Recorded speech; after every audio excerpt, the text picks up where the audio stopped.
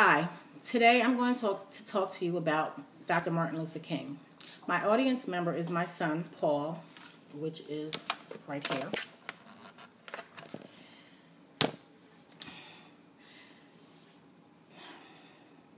Martin Luther King had a dream. He was born on January 15th, 1929 in Atlanta, Georgia, as Michael King Jr. He was the son of Michael King Sr. and Alberta Williams King. His father changed his name to honor a German Protestant religious leader, Martin Luther. And later on, Michael Jr. would then follow in his father's footsteps and adopt the name Martin himself. And that is how he became known as Martin Luther King Jr. to us today. He was a pastor as well as a civil rights activist.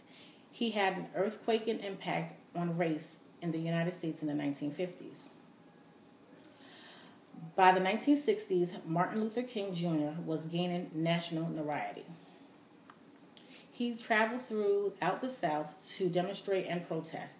He then returned to Atlanta to be the co-pastor with his father at the Ebenezer Baptist Church, but he still continued his involvement with the civil rights efforts. Later on that year, he and a group of students went to a store for lunch and was asked to be served. They were denied service and asked to leave the store. Because he and a couple of others refused, they were arrested. As soon as the mayor of Atlanta heard of this news, he negotiated a truce immediately because he did not want the city's reputation to be destroyed.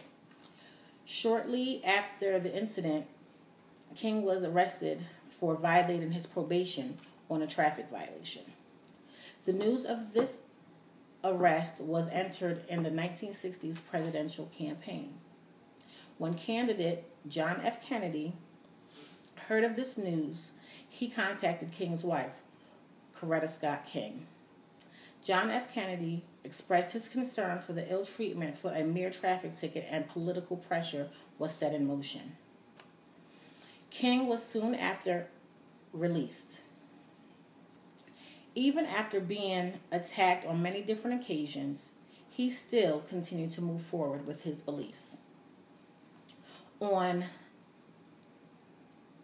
August of 1963, King led an historic march in Washington at the Lincoln Memorial, which drew over more than 200,000 people to hear his famous "I Have a Dream" speech, emphasizing his belief that someday all men can be brothers.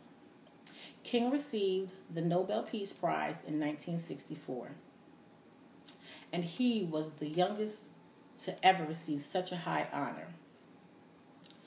Through his role in activism, he played a major part in ending the legal segregation of African American citizens in the South and other parts of our nation, as well as the creation of the Civil Rights Act in 1964. Martin Luther King Jr. was assassinated on April 4th, 1968. Years after his death, he is still known as an African American leader of his era.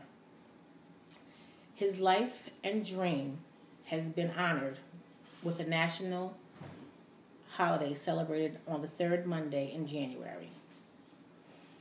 This is my speech on Martin Luther King from my famous person. I hope you like it. Thank you, and I'll see you again soon.